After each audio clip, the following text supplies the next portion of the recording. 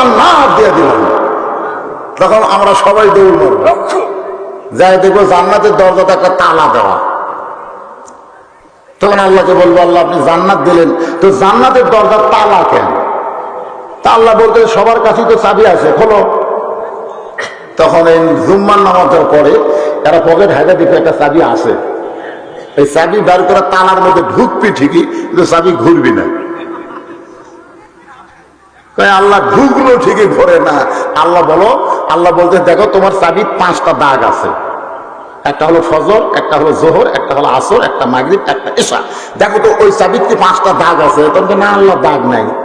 তো দাগ যদি না থাকে জান্নাত দেখ, ঢুক ফেরবে না। যারা 5 ওয়াক্ত বাদ খালি জুম্মা মারতেছেন, ঢুকবি ঠিকই খুলবি না, ঢুকবি ঠিকই, কথা বল, ঢুকবি ঠিকই। এই জন্য রাসূল বলেছে, আসসালাতু মিফতাহুল জান্নাহ, নামাজ হচ্ছে বেহেশতের চাবি।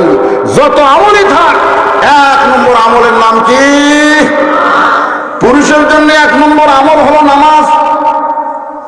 আমার মা বোনেরা যারা পর্দার অন্তরে বসে আছেন, তাদের জন্য 1 নম্বর আমল কিন্তু নামাজ না। গভীর রাত্রে খাদিজাতুল কুবরা, নবীর দরদের বিবি খাদিজাতুল কুবরা গভীর রাত্রে, এ ভাইজান একটু মনোযোগ দিয়ে কথাগুলো শুনবেন, আমলের উপর হচ্ছে, ঈমানের পরে আমল। আল্লাহ নবীর এই ডান হাতখানা বুকের মধ্যে নিয়ে ফোঁপায় ফোঁপায় কাঁদতেছে। রাসূলের ঘুম ভাঙে গেল। নবী বলতেছে, খাদিজা এইভাবে কান্না করার কারণ কি? খাদিজা বলতেছে, হুজুর যে কোনো সময় আমার মৃত্যু হবে, যে কোনো সময় আমার মৃত্যু হবে, আপনি একটু বলেন তো আমার জীবনের কি কোনো খুশির খবর নাই? রাসূল বলেন, খাদিজা এই দুনিয়াতে 10 জন পুরুষকে আল্লাহ জান্নাতের সার্টিফিকেট দিয়েছে, এই দুনিয়াতে 10 জন নারীকেও আল্লাহ জান্নাতের সার্টিফিকেট দিয়েছে। পুরুষের মধ্যে 1 নম্বর হলো আবু বকর, 2 নম্বর হলো ওমর, 3 নম্বর ওসমান, 4 নম্বর আলী। এভাবে 10 জন সাহাবীর নাম আল্লাহ নবী বলে দিলেন। আল্লাহ নবী বললেন, খাদিজা পুরুষের মধ্যে 1 নম্বর আবু বকর, আর নারীদের মধ্যে 1 নম্বর হলো খাদিজাতুল কুবরা। সঙ্গে সঙ্গে মা খাদিজা সেই হাসি। রাসূল বলে, খাদিজা হাসতে তো কেন? বলে 1 নম্বর জান্নাতি।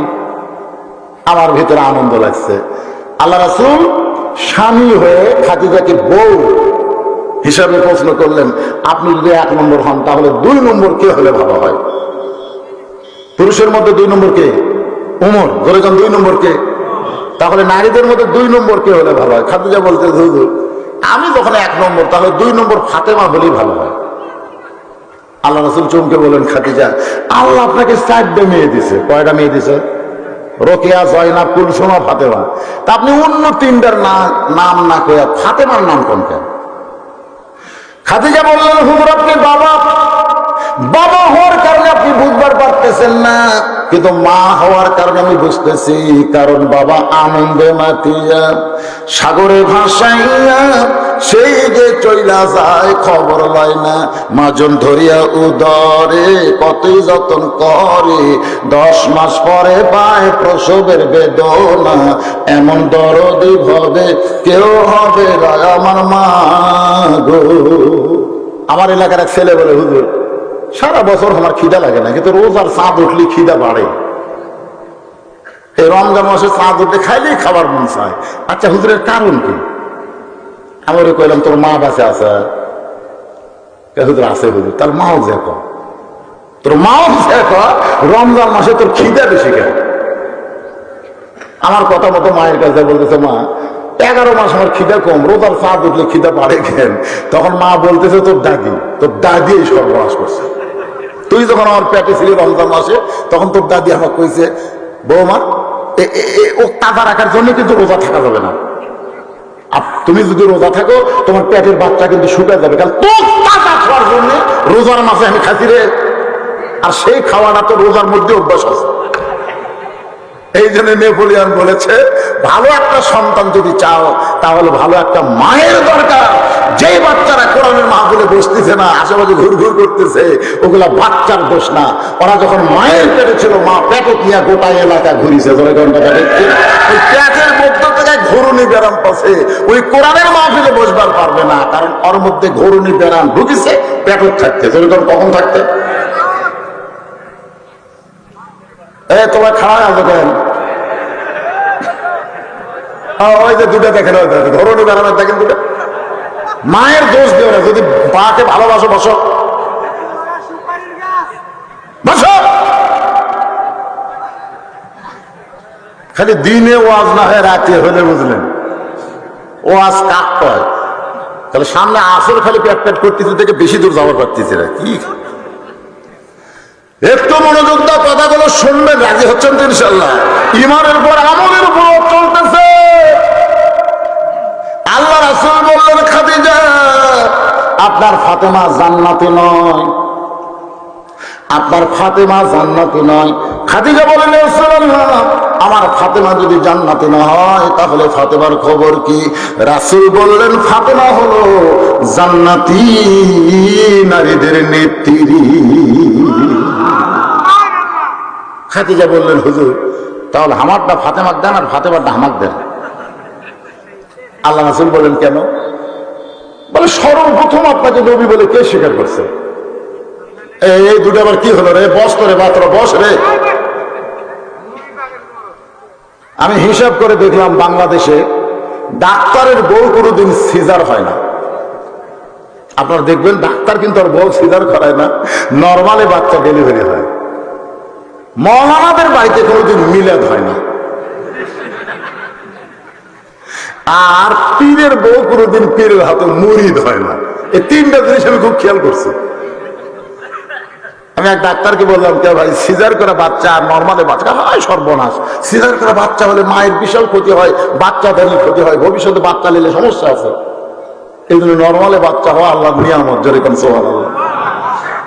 আর হুজুর আপনার বাড়িতে মিলাদ কেন হয় না? বলে, মিলাদ হলো ফাও, মিলাদ হলো ফাও। এই ফাও জিনিস আমরা করি না। পরের বাড়িতে আমরা পড়াই ঠিকই, নিজের বাড়িতে আমরা ফাও ওর মধ্যে নাই। আর একটা হলো পীর সাহেবের বউ কেন মুরিদ হয় না? কারণ পীরের বউ জানে আমার পীর হলো লুচ্চা। এই মাঝে মধ্যে মুরিদের বউয়ের দিকে টস টস করে চায়া থাকে, এই শালার হাতে মুরিদ হমো। এই জন্য বউ কোনোদিন পীরের হাতে মুরিদ হয় না। আর সর্বপ্রথম নবীর হাতে যিনি কলেমা পড়েছেন তিনি হলেন নবীর বিবি খাদিজা। সুবহানাল্লাহ। বলেন তো, সর্বপ্রথম নবীর হাতে নবীর বিবি কেন কলেমা পড়ছে?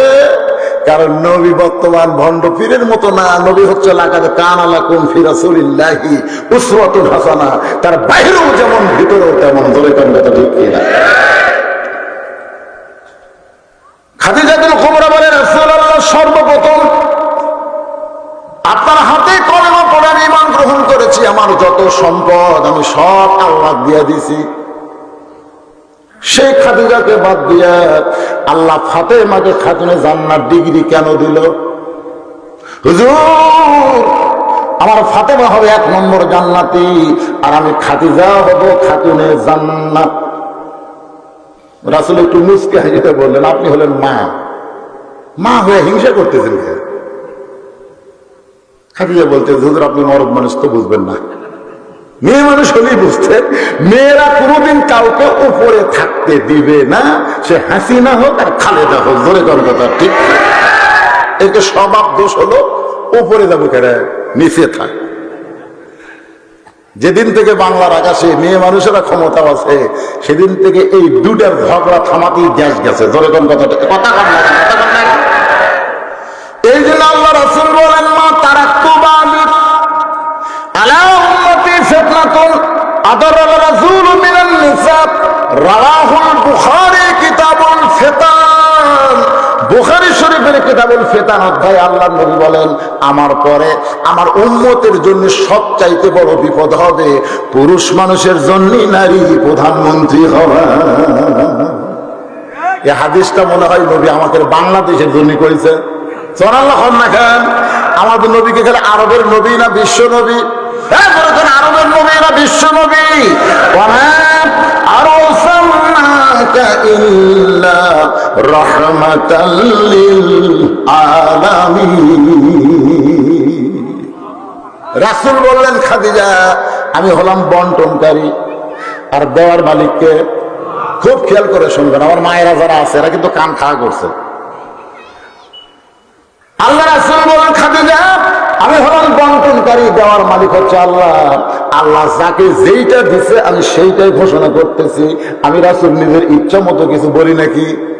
আল্লাহ কোরআন বলেন, মা ইয়ানতিকু আনিল হাওয়া ইন হুয়া ইল্লা ওয়াহয়ুন